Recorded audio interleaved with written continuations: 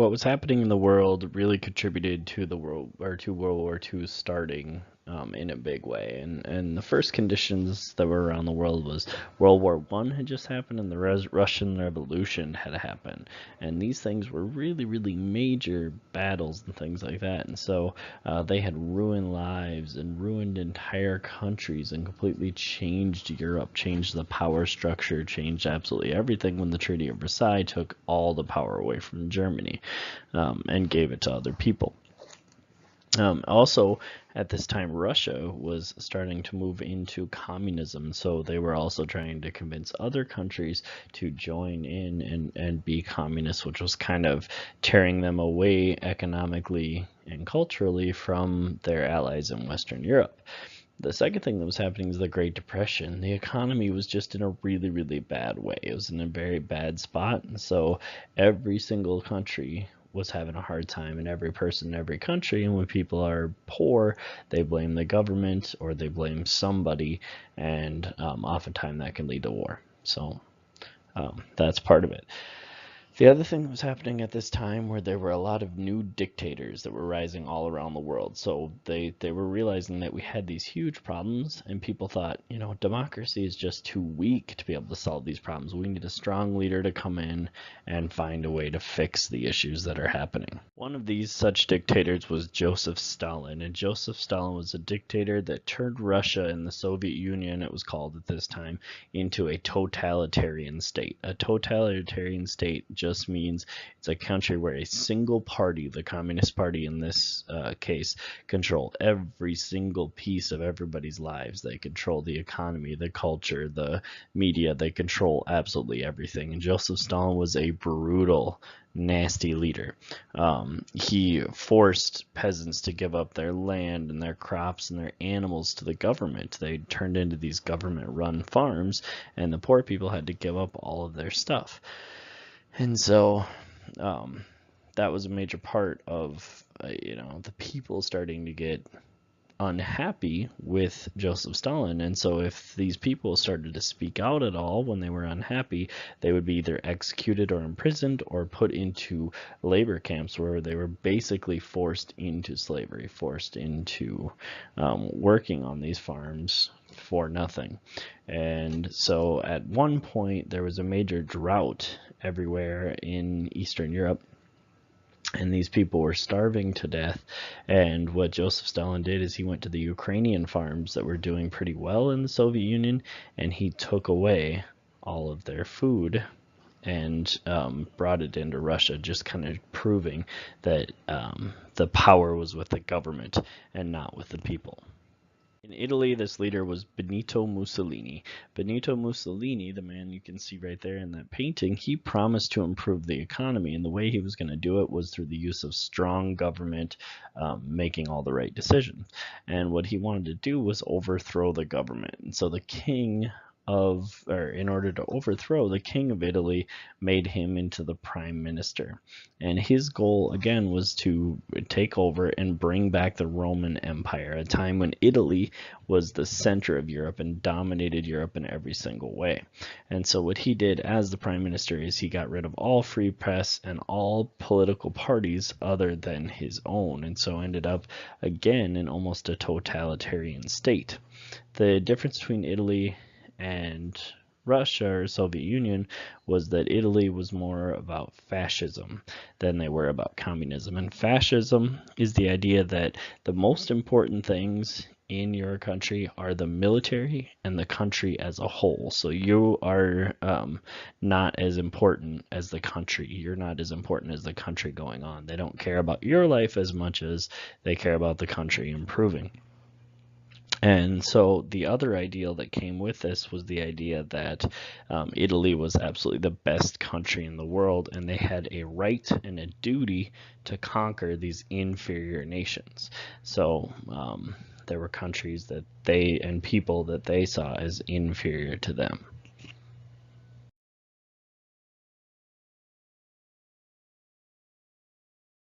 Germany was another major issue because, of course, the German people were very angry about that peace treaty, that Treaty of Versailles that took all of the pain and suffering of the war and put it all on Germany. It was all Germany's fault.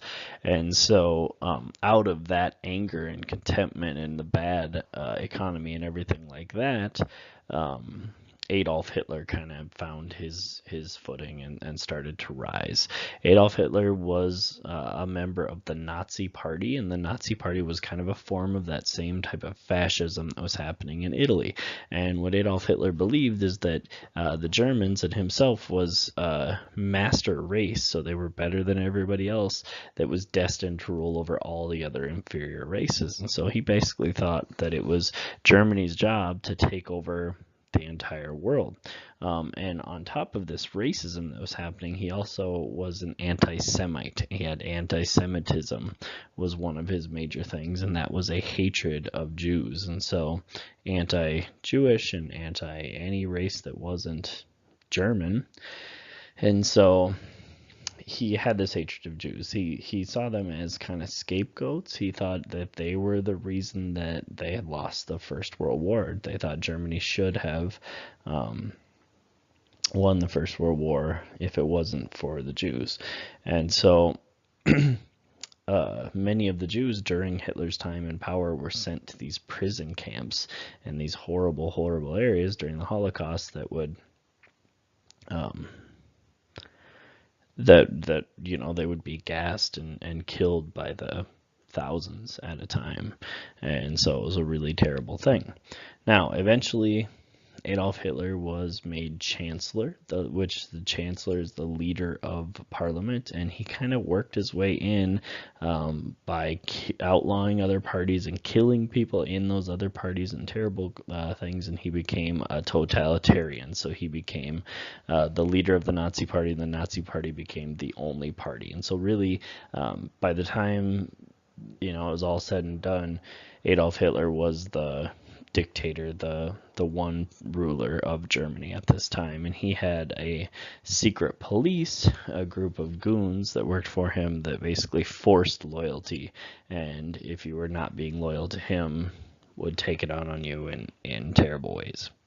In Japan at the time, people started to lose faith in democracy because the Great Depression had happened, and they blamed this democratic government for the bad times that they were having in their economy. And so they turned to militarism, and they realized that we need to turn to our military because we need to use that amazing military to get more land and more raw materials, more resources, things like oil and minerals and things like that. And so the militaristic people took control of Japan in 1936. This group also preached racism, and so they thought that they were superior against anybody else, especially superior to the other Asian cultures like the Chinese and Koreans and all of them. They thought they were better than all of them, but they also thought they were, of course, better than all of the non-Asian cultures. And all of these dictators started to perform acts of aggression, and this aggression is attacking another country without a reason, without a cause for attacking them. It's a warlike act. It's basically starting a war. Okay, and Japan was one of the first ones to do this when they attacked China in 1931. In 1931, they took over the Manchurian region of China, and the democracy did not approve of it, but they just kept going and continued to attack. And so they eventually went into the city in China called Nanjing, and in Nanjing there were 250,000 Chinese that were killed in 1937 over the course of a 6-week battle in this city. Italy also had their active aggression when they invaded Ethiopia, and so they went in with their tanks and their planes and they destroyed the Ethiopian cavalry because the cavalry was basically a group of men on horses with rifles trying to fight against tanks. Their technology was behind that of Italy. And with all of this aggression happening, the League of Nations did not and could not act at all.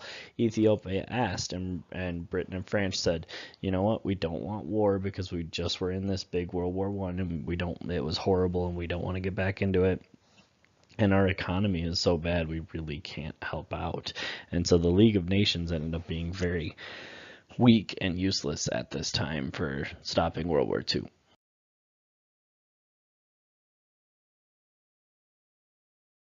Germany had the biggest acts of aggression, though, because they immediately started to, when Hitler took over, started to go against the Treaty of Versailles.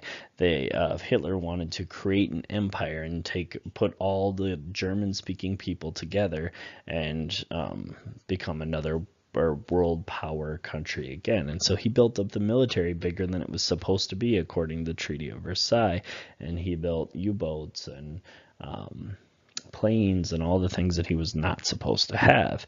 And then he sent his troops into Western Germany, which was not supposed to happen either, and took over these areas that used to be Germany and united them with the current Germany at that time. Then he went a step further and went into Austria and took it over. And the European democracies were sitting there, but they didn't want to fight. They, like I said, they were in economic problems, or everyone was having economic problems, and they were really tired of war because of World War I that had just happened. And so the European democracies did not do anything when they went in and occupied Austria, but told them, you better not go any further. And then there were threats to invade Czechoslovakia from Germany. They threatened to go in and take that as part of their empire as well. And so Britain and France again tried appeasement, and the appeasement was to give in to the aggression. If they're going to attack, we say, okay, you can do this, but it can only be so much. And so they kind of gave in to Hitler's ideas to try and avoid war. And so they signed something called the Munich Pact. And the Munich Pact said, we're going to give you the German-speaking part of Czechoslovakia, and you won't take any more land, and that's the rule. And the German-speaking part was Sudetenland. Okay, however, Hitler said, yes, that's great, we'll do that. But what Hitler did a lot was he lied. And so even though Hitler promised no more, that he wouldn't take any more, he immediately took more, and the Munich Pact kind of fell away pretty quickly. But again, the British and French did nothing. So you may ask, what were the Americans doing at this time? Again, they were trying to stay out of the war. They were trying to be isolationists when it came to this. And so they put through the Neutrality Act in 1935, which would not allow the president to perform any actions that might cause war. And so it didn't allow the president to sell weapons, or the country to sell weapons to other people. It didn't allow them to make loans to any countries, because that might make the other countries mad. And it didn't allow them to give any other assistance to any of the countries that were stuck in the middle of this war. So basically it said you cannot pick sides, and you can't pick them economically or actually, in wartime. You can't pick them either. And the other thing they went through at this time was called the Good Neighbor Act. Okay, and the Good Neighbor Act was kind of put together to help the relationship with Latin America. And so what it did, the Good Neighbor Act, is it got rid of that Roosevelt corollary, and immediately people started to, or the American government started to pull their troops out of those countries in South America, because the idea was not to jump in on Latin America's business and kind of let them take care of themselves from now on, so that we weren't trying to be the emperors that we were hating in Europe at that time. So then war started in Europe, because it eventually just had to. The idea that Britain and France could go into the appeasement and make Hitler happy through that had completely failed. And so Britain and France finally said, you cannot attack Poland. If you attack Poland, Hitler, then we're going to actually fight against you.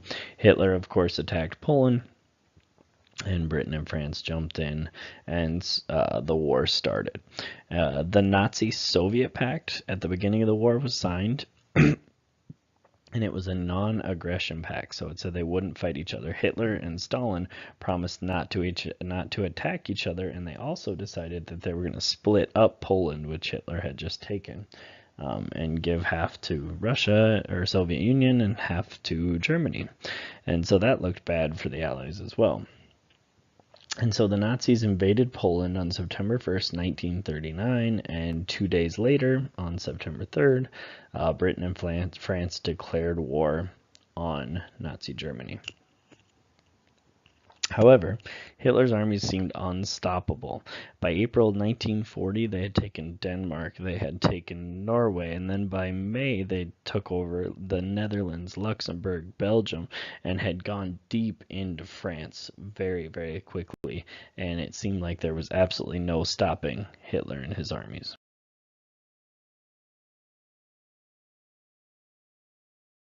And with Hitler being basically unstoppable in war at full tilt now, the aggression that Germany showed became really, really big.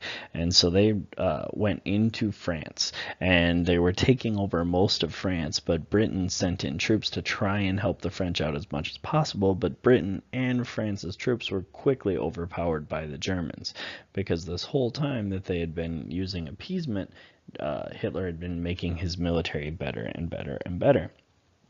And so they got pushed all the way to the ocean, and Britain sent every ship available over to the town of Dunkirk and picked the British troops up and the French troops up and anybody that they possibly could, and they ferried them across back to Britain and saved their lives. But because all the troops were gone, then the German troops marched all the way to Paris with nobody to fight against them and accepted the surrender of France. It took about 6 weeks for France to fall, as Germany was just steamrolling them at the time. And on June 22nd of 1940, the French surrendered and gave their land in to the Germans. And then started the Battle of Britain. And the Battle of Britain was a very long period of time, and it was basically the planes would fly into Britain and just constantly be bombing Britain. And so every single night, the British would have to make sure that they had their blackout blinds on and there were no lights and you couldn't see where anybody was and all that kind of stuff, because otherwise you'd have targets to be able to bomb. And so it was just really, really horrible, and at any moment a bunch of bombers could come and rain down and destroy your house. However, Winston Churchill, the leader at this time, the prime minister, and the citizens never lost their resolve. Okay, they just continued to clear the wreckage, anything that was destroyed, and bury the dead, and continue to fight forth. And then Hitler made a very big mistake. He decided, even though he had a non-aggression pact with him, that he would invade the Soviet Union. And so he broke that pact that he had set up with them and attacked. And when he broke that pact, that brought the Soviet Union into the war on the side of Great Britain, and it forced them to work with them. But that also opened up Germany to now have to have a war on two fronts, be fighting Britain on one side and the Soviet Union on the other side.